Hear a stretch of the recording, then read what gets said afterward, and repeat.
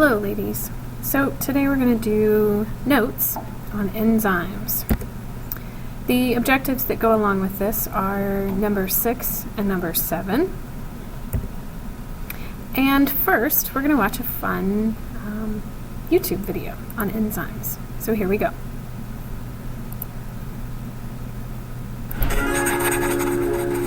Enzymes. Hey, Professor.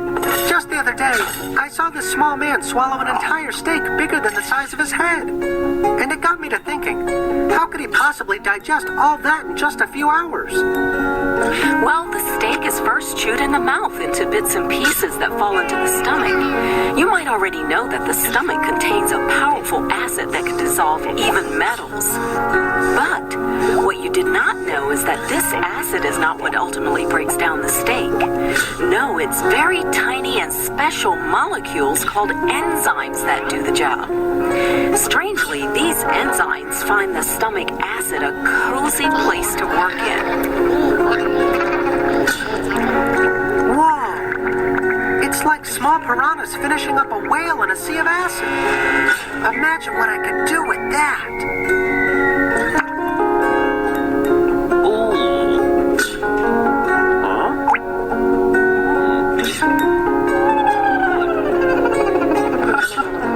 Well, it doesn't work that way. What do you mean it doesn't work that way? I knew you were going to say that. To find out, you need to know what exactly enzymes are and how they work. Whenever you're ready, click Next to continue. What are enzymes? They are proteins that speed up chemical reactions. Without them, reactions can still occur, but they would be too slow to support life. There are many different types of enzymes, and they come in all manner of shapes and sizes. For example, what you call the piranha enzyme is actually pepsin. It is only found in the stomach and digests proteins. In your mouth, there is amylase, which breaks down starch. In your cells alone are hundreds of enzymes that control your cell activity and defend them from invasions by microbes like bacteria and viruses. Though enzymes can appear very different, they all share a few characteristics in common. Let's now take a look at what these are. Number 1. Each enzyme has an active site. This is the groove in the enzyme where the molecules they act on, called substrates, are captured and made to undergo a reaction. The substrates are either broken apart or combined together to form products. For instance, starch found in the bread that you eat is digested to form simple sugars called glucose that is then absorbed into the body. Glucose is used up as energy, but when there's too much of it, special enzymes combine the glucose molecules together to form a giant molecule called glycogen, which is then stored away in the liver and muscles for later use. Number 2, enzymes are very specific. Each enzyme can only bind to one type of substrate. Let's look at the case of lipase enzyme, which breaks down fats. Molecules like glucose and proteins cannot fit into the active site of lipase. Only fat cells can bind to the active site because they have the right shape. This ability to act on just fat cells is...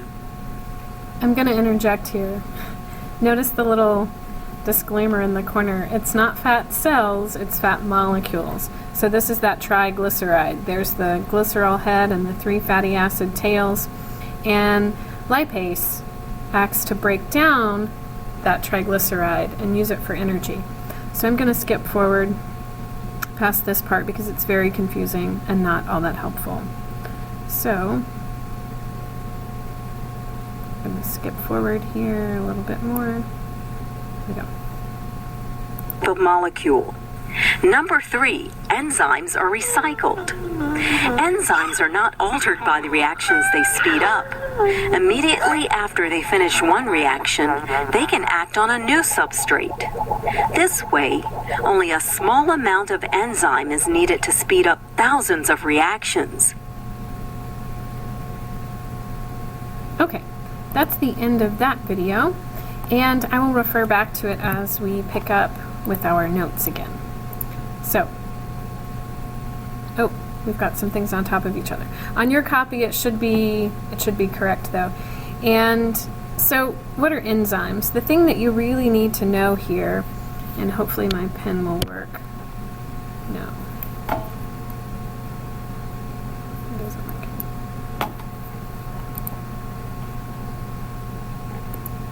So the thing that you need to note is that enzymes, they're proteins, and they lower activation energy. So there are two things that should come to mind whenever you think about an enzyme. Number one, lowering activation energy. Number two, increasing the rate of the chemical reactions. So it speeds them up and it lowers the energy required to start them. A couple of interesting facts about enzymes. They're specific to only one chemical reaction, and the enzyme's name usually comes from the chemicals in the reaction. So let me give you some examples of what I mean by that. Let's just fix this. So DNA polymerase, you know what poly means, right? Here's your monomers. And then ASE is on the end of every enzyme name. So DNA polymerase makes a polymer of DNA. So it connects those subunits, the nucleotides that we talked about last time, to make DNA. Carbonic anhydrase helps turn carbon dioxide that's in our blood that we exhale out. So when the CO2 gets dumped into our blood from our cells and it carried to our lungs, it would actually make our blood very acidic to the point where we wouldn't be able to survive without it. So it actually takes this CO2, wraps it up with water molecules, and turns it into carbonic acid, which, although it says acid, really isn't that detrimental. It isn't detrimental at all, actually, in our blood. So we really wouldn't be able to survive without enzymes. They're probably some of the coolest things we'll study in biology, and unfortunately, we're only going to spend a little bit of time on them. So here is some basic information about an enzyme. Now, enzymes don't really look like this, and they don't look like the cute little yellow creatures that we saw on the video, but we draw them this way, and I'll show you why later. So the substrate, this is the reactant or the reactants of the chemical reaction. What comes out of the enzyme at the end are called the products. The video mentioned the active site, that's this region here, and it's where the substrate fits. This model is called the lock and key model, and there are some other models, but this is the one that is used most commonly and the one that you really need to know. So here's another video, and I will stop this and explain it and fast forward through a little bit of it too.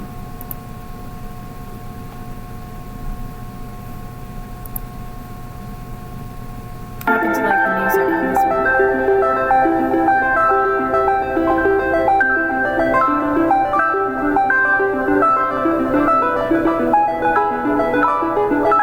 Enzymes are proteins which catalyze metabolic reactions involving the conversion of a substrate into a product. Okay, what he means here by metabolic reactions these are any chemical reaction that happens in your body. The definition of metabolism is the sum of all the chemical reactions that happen in your body. So we're talking about chemical reactions in your body that use enzymes. And the enzymes convert a substrate or the reactants into a product. So that was review. Enzymes bind with substrates due to their complementary shape. This is called the lock and key model.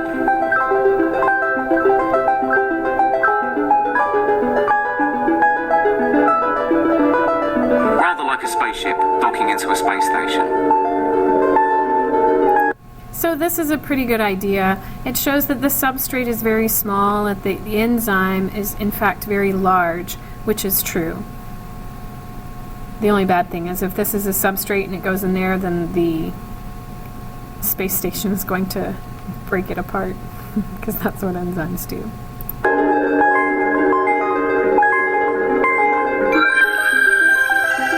In the induced fit model, the enzyme changes shape to accommodate the substrate. The induced fit model is a little bit different, but the idea is basically the same. I'm not going to ask you any questions about the induced fit model, but here's what it is.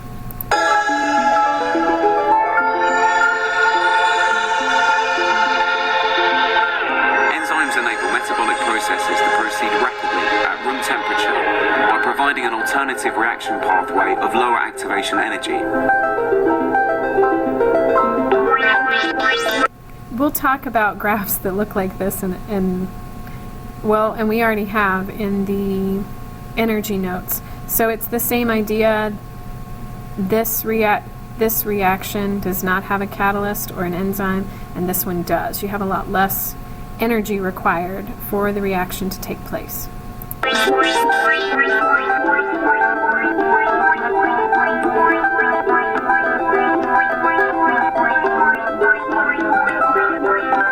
Without enzymes, these reactions would happen too slowly to sustain life, or would require extreme conditions of pH or temperature. Carbonic anhydride. This is the one that I mentioned at the start of the notes. And so here it is, carbon dioxide and water is turned into hydrogen ions, and this molecule catalyzes the following reaction between carbon dioxide and water. This reaction proceeds 10 million times faster with the enzyme catalyst than without. I want you to stop and read that again. This reaction proceeds 10 million times faster. So this gives you an idea that when I say the rate of the reaction is increased, we're not talking about just a little bit. In this case, it's 10 million times faster. So when the video, and when I tell you that we would not be able to survive without our enzymes, that's very true.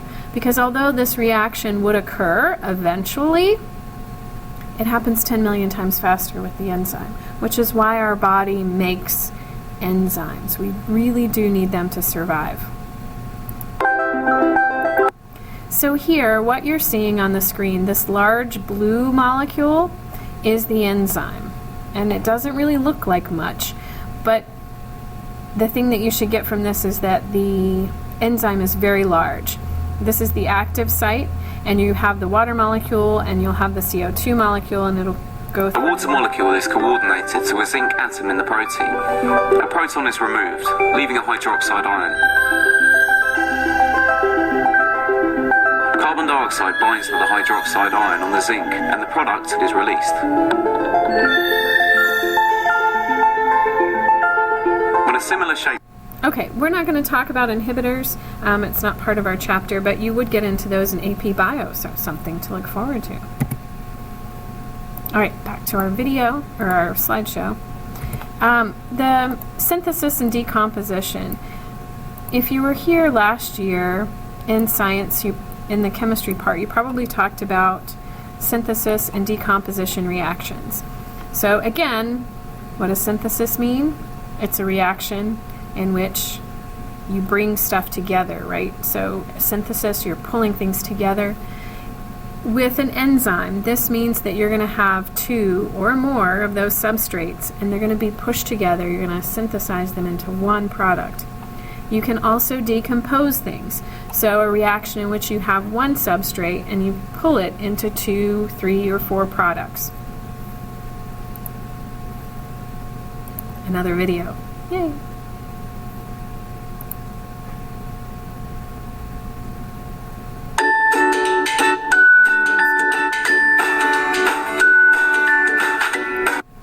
Enzymes are proteins that speed up chemical reactions in the cell. A special region on the enzyme, called the active site, has a shape that fits with specific substrate molecules. An enzyme works by binding to one or more specific molecules called reactants or substrates. Binding occurs at the active site. The enzyme and substrates form an enzyme-substrate complex. Okay, I'm going to stop it here. This is where you need to listen. So the question is, how does the enzyme, so the part right here, how does that actually influence the reaction? How does that influence what's going on here between your two substrates? And this one's getting ready to tell you and kind of show you.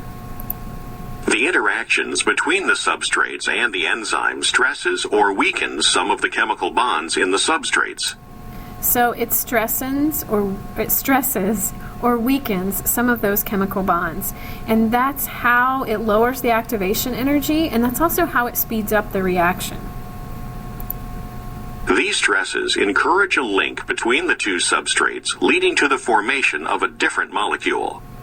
As a result of the chemical interactions within the active site, a new product is formed. The product is released from the active site. The enzyme assumes its original shape and is free to work again. That's a very important concept. So after it releases the product, the enzyme goes back to its original shape, and it will catalyze that same reaction over and over and over and over and over again. So this enzyme is reusable, and that's very important.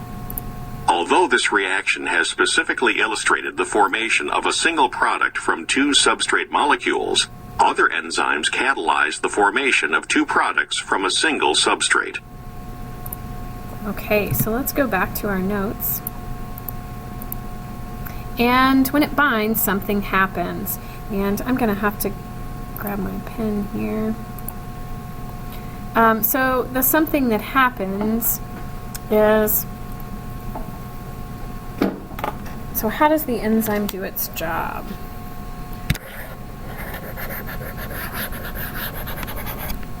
The enzyme stresses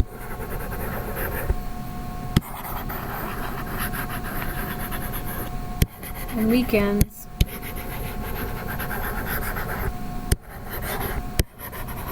the bonds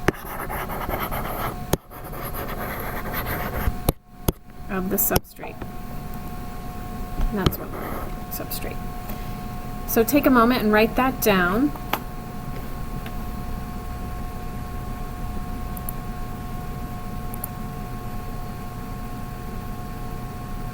The enzyme stresses and weakens the bonds of the substrate, and that's how it does its job. So the things that affect the enzyme are temperature and pH. So temperature and pH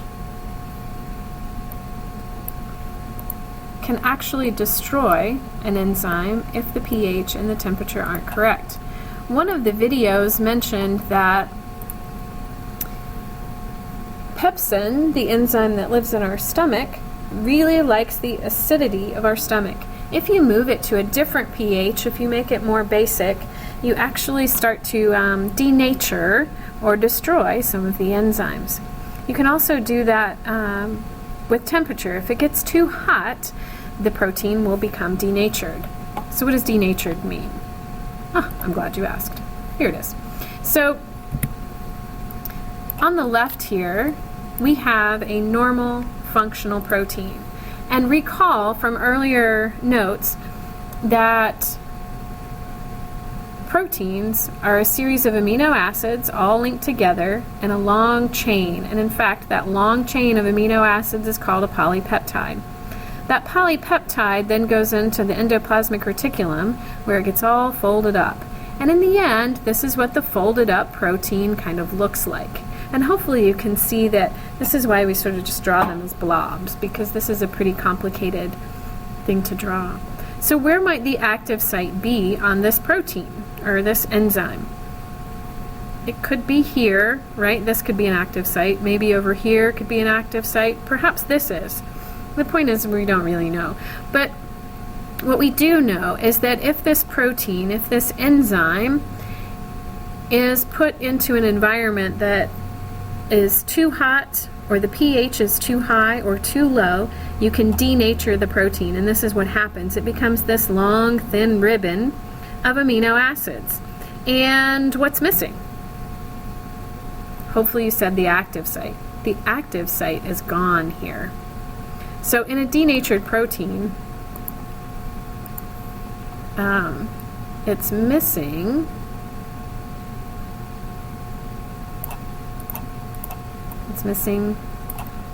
the active site.